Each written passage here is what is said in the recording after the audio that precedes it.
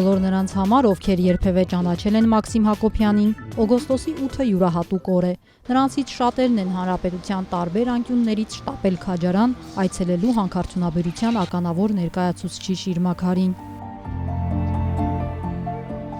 Օգոստոսի 8-ը հանքարդյունաբերության և մետալուրգիայի ասոցիացիայի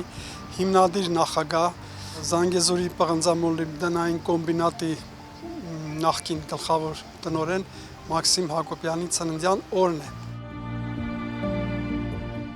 Լրանում է նաև մեր ասոցիացիայի հիմնադրման 20-ամյակը։ 20 տարի անց այն, որ տեսնում ենք ինչ արդյունքների հասել ասոցիացիան, սա է Մաքսիմ Հակոբյանի մեծությունը, սա է, որ ժամանակին հասկացել է, որ գալու է ժամանակը, որ մենք լսելի ենք դառնում, սա է կարևորը, ու այսօր եկել ենք այստեղ այդ օրը նշելու։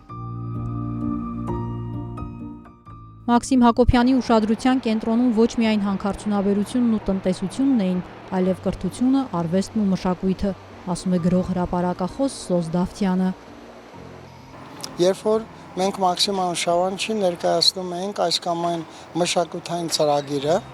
ու զարմանում ենք, ինչպես տեխնոկրատը, չէ ինքը ի վերջո տեխնիկական գիտության մարդեր, տեխնիկական արդյունաբերության մարդեր, ինչքան նուրբ էր ընկալում մշակույթը իր բոլոր նրբություններով, իր բոլոր նրբերանգներով եւ հիշեցի բազմաթիվ ստեղծագործական ծրագրեր, որ նրա աջակցությամբ կյանքի կոչվեցին։ Պատկերացնում եք, երբ որ լեռնային ինժեներին մենք ներկայացնում ենք աուդիոգիրք, ասում ենք աուդիոգիրք կա, կոմբինատի ֆինանսավորման խնդիրն է, բայց պարզվում էր, որ մենք դա իբրև իրեն նորություն ենք ներկայացնում, բայց ինքը քաջատեղյակ էր։ Խիստ գործընկեր ու լավագույն ընկեր, մարդ, որը բոլորինն էր։ Ավագ որդին հենց այսպես է նկարագրում հայրիկին։ Ընդգծում Մաքսիմ Հակոբյանը հանքարդյունաբերության ոլորտում աներևակայելի հեռատեսություն ու մարդկանց ճանաչելու զարմանալի կարողություն ուներ։ Իրան շատերը սիրում էին, բայց չէին հասկանում, եւ որովհետեւ ինչ եմ դա ասում, եղել են ժամանակներ, որ ինքը ինչ որ գաղափարներ, ինչ որ լոզունգներ էր ասում, մենք դրա շրջանակներում չենք էլ գիտակցում ինչ ասում, չենք էլ հավատում, ընդհանուր այնպիսի իրավիճակ էր, որ համարյա վստահ ենք, որ դա դաժե ոչ իրականանալի գործընթաց է, բայց ժամանակի մեջ հետո հասկանում ենք, որ ինչքան դիպուկ էր, մի մեծ պատասխանությամբ բեռ վերցրել իր վրա եւ կարծում եմ, որ կարողացավ այդ ժամանակաշրջանում ամբողջությամբ լուծել այդ խնդիրը։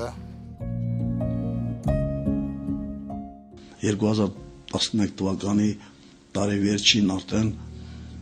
շահգործման հանձնվեց եւ ավելի քան 1 ամիս է աշխատում է, գործում է նոր այլ որ ընդունված է, ասում եք, ամերիկյան ինքնամարմացման աղացը եւ որը հնարավորություն տվեց 11 թվականին նախորդ տարվա համեմատ ավելի քան 25% ավելացնել արտադրողականությունը ձեռնարկության